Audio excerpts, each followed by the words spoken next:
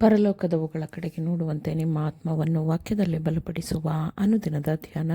ಇಂದಿನ ಧ್ಯಾನದ ಶೀರ್ಷಿಕೆ ಹೃದಯದಲ್ಲಿನ ಆತ್ಮಿಕವಾದ ಸುಧಾರಣೆ.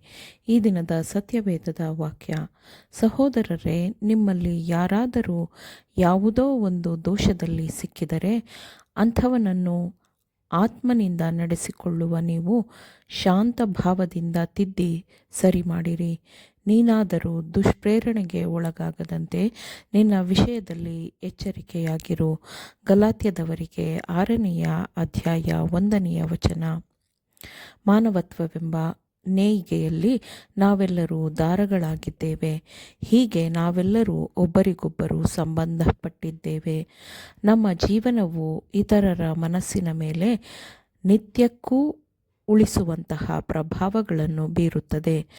ನಮ್ಮ ಕೆಲಸಗಳನ್ನು, ನಮ್ಮ ಮಾತುಗಳನ್ನು, ನಮ್ಮನ್ನು ಉತ್ತೇಜಿಸುವ ಆತ್ಮವನ್ನು ದೇವದೂತರು ಗಮನಿಸುತ್ತಾರೆ. ಇತರರ ಜೀವನದಲ್ಲಿ ಸುಧಾರಣೆಯನ್ನು ತರಲು ಬಯಸುವವರು ಮೊದಲು ತಮ್ಮ ಸ್ವಂತ ಹೃದಯಗಳಲ್ಲಿ ಸುಧಾರಣೆಯನ್ನು ಪ್ರಾರಂಭಿಸಬೇಕು ಮತ್ತು ಕ್ರಿಸ್ತನ ಶಾಲೆಯಲ್ಲಿ ದಯೆ, ಕೃಪೆ ಮತ್ತು ಹೃದಯದ ನಮ್ರತೆಯನ್ನು ಕಲಿತಿದ್ದಾರೆ ಎಂಬುದನ್ನು ಅವರು ತೋರಿಸಿಕೊಡಬೇಕು. ಇತರರ ಮೇಲೆ ಅಧಿಕಾರ ಹೊಂದಿರುವವರು ಮೊದಲು ತಮ್ಮ ಮೇಲೆ ತಾವು ಹಿಡಿತವನ್ನು ಸಾಧಿಸಬೇಕು. ನಿರ್ಲಕ್ಷ್ಯದ ಅಭಿವ್ಯಕ್ತಿಗಳು ಮತ್ತು ಉತ್ಪ್ರೇಕ್ಷಿತ ಖಂಡನೆಯಿಂದ ದೂರವಿರಬೇಕು. ಆತ್ಮದ ಮೇಲೆ ಗಾಯವನ್ನು ಮಾಡುವಂತಹ, ಆತ್ಮವನ್ನು ನೋಯಿಸುವಂತಹ, ಬಹಳ ತೀಕ್ಷ್ಣ ಹರಿತದ ಕತ್ತರಿಸುವಂತಹ ಮಾತುಗಳಿವೆ. ಅವು ಆತ್ಮದ ಮೇಲೆ ಉಳಿಯುವಂತಹ ಗಾಯಗಳನ್ನು ಮಾಡುತ್ತವೆ. ಉರಿಯುವ ಕೋಪಾಗ್ನಿಯ ಮೇಲೆ ಕಿಡಿಗಳಂತೆ ಬೀಳುವ ಬಹಳ ತೀಕ್ಷ್ಣವಾದ ಮಾತುಗಳಿವೆ.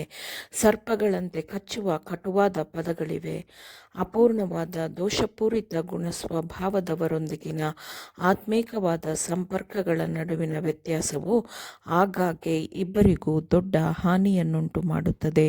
ಯಾಕಂದರೆ ಯೇಸುವಿನ ಆತ್ಮದ ಪ್ರಭಾವಕ್ಕಿಂತಲೂ ಸೈತಾನನು ಅವರ ಮನಸ್ಸಿನ ಮೇಲೆ ಹೆಚ್ಚು ಪ್ರಭಾವ ಬೀರುತ್ತಾನೆ.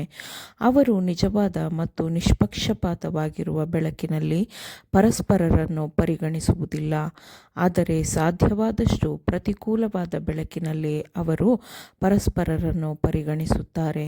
ಆತುರದ, ಸರಿಯಿಲ್ಲದ ಮನೋಭಾವದಲ್ಲಿ ಕೆಟ್ಟದ್ದನ್ನು ಸರಿಪಡಿಸಲು ಪ್ರಯತ್ನಿಸುವ ಮೂಲಕ ಒಂದನ್ನು ಸರಿಪಡಿಸುವ ಬದಲು 2 ಕೆಟ್ಟದ್ದನ್ನು ಸೃಷ್ಟಿಸಲಾಗುತ್ತದೆ.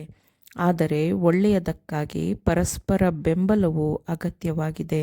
ಇದು ಕ್ರೈಸ್ತೀಯ ಮರದ ಮೇಲೆ ಬೆಳೆಯುವ ಆತ್ಮದ ಫಲವಾಗಿದೆ. ವಿವಿಧವಾದ ಮನಸ್ಸುಗಳನ್ನು ಹೇಗೆ ಎದುರಿಸಬೇಕು ಎಂಬುದರ ಕುರಿತು ಆಮೂಲಾಗ್ರವಾದ ಪರಿವರ್ತನೆಯ ಅಗತ್ಯವಿದೆ. ಅದು ನಡೆಯಬೇಕು.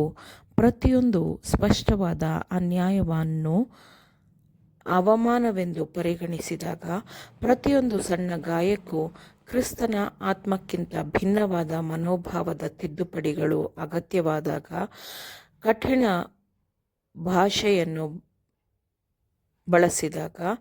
ಬಯಸಿದಾಗ, ಸಣ್ಣದೋ ಅಥವಾ ದೊಡ್ಡ ತೊಂದರೆಗಳಿಗೆ ಪ್ರಚೋದಿಸುವ ಮತ್ತು ಕಿರಿಕಿರಿಗೊಳಿಸುವ ಅಸಹನೀಯ ಮನೋಭಾವವು ಪ್ರಕಟವಾದಾಗ, ಇಂತಹವುಗಳನ್ನು ಸರಿಪಡಿಸಲು ಏನನ್ನೂ ಮಾಡದಿದ್ದರೆ ಇದಕ್ಕಿಂತ ಕೆಟ್ಟ ಸ್ಥಿತಿಗಳು ಶೀಘ್ರದಲ್ಲೇ ಇರುತ್ತವೆ. ಅಂತಹ ಮನೋಭಾವಗಳನ್ನು ಭಕ್ತರು ಉತ್ತೇಜಿಸಿದರೆ, ಪ್ರತಿಯೊಬ್ಬರೂ ಬಹಳ ಸುಲಭವಾಗಿ ದುಡುಕಿನ ಮಾತುಗಳನ್ನು ಆಡಲು ಸಿದ್ಧರಿದ್ದರೆ, ದುಃಖಕರ ಹೃದಯಗಳು, ದುಃಖಕರ ಕುಟುಂಬಗಳು ಇರುತ್ತದೆ ಮತ್ತು ಸಭೆಯಲ್ಲಿ ಅಪಶ್ರುತಿ, ಭಿನ್ನಾಭಿಪ್ರಾಯಗಳು ಇರುತ್ತದೆ. ಆದರೆ ಈ ಎಲ್ಲ ವಿಷಯಗಳನ್ನು ಇತ್ಯರ್ಥಪಡಿಸಲು ಒಂದು ಕ್ರೈಸ್ತೀಯ ಮಾರ್ಗವಿದೆ. ದಾರಿ ತಪ್ಪಿದವರನ್ನು ಮತ್ತು ತಪ್ಪು ದಾರಿಯಲ್ಲಿರುವವರನ್ನು ಪ್ರೀತಿಸುವಂತೆ ಕ್ರಿಸ್ತನ ಪ್ರೀತಿಯ ನೆಲೆಸುವಿಕೆಯು ಮಾಡುತ್ತದೆ. ನಮ್ಮಲ್ಲಿ ಜ್ಞಾನಿಯೂ ಬುದ್ಧಿವಂತನೂ ಯಾರು? ಅಂಥವನು ಯೋಗ್ಯನಾಗಿ ನಡೆದುಕೊಂಡು ಜ್ಞಾನದ ಲಕ್ಷಣವಾಗಿರುವ ಶಾಂತ ಗುಣದಿಂದ ಅದರ ಫಲವನ್ನು ತೋರಿಸಲಿ ಎಂದು ವಾಕ್ಯವು ಹೇಳುತ್ತದೆ. ಆಮೇನ್. ದೇವರ ವಾಕ್ಯಗಳನ್ನು ಶ್ರದ್ಧೆಯಿಂದ ಆಲಿಸುವವರು ಮಾತ್ರವೇ ಆಗಿರದೆ ಪಾಲಿಸುವವರು ಆಗಬೇಕೆಂದು ನಿಮ್ಮನ್ನು ಉತ್ತೇಜಿಸುತ್ತೇನೆ. ಪರಿಶುದ್ಧಾತ್ಮನ ಸಹಾಯದಿಂದ ಆಲಿಸಿದ ನಿಮ್ಮೆಲ್ಲರಿಗೂ ಧನ್ಯವಾದಗಳು. ಮತ್ತೆ ದೈನಂದಿನ ಧ್ಯಾನಕ್ಕಾಗಿ ನಾಳೆ ಸಂಧಿಸೋಣ. ಆಮೇನ್.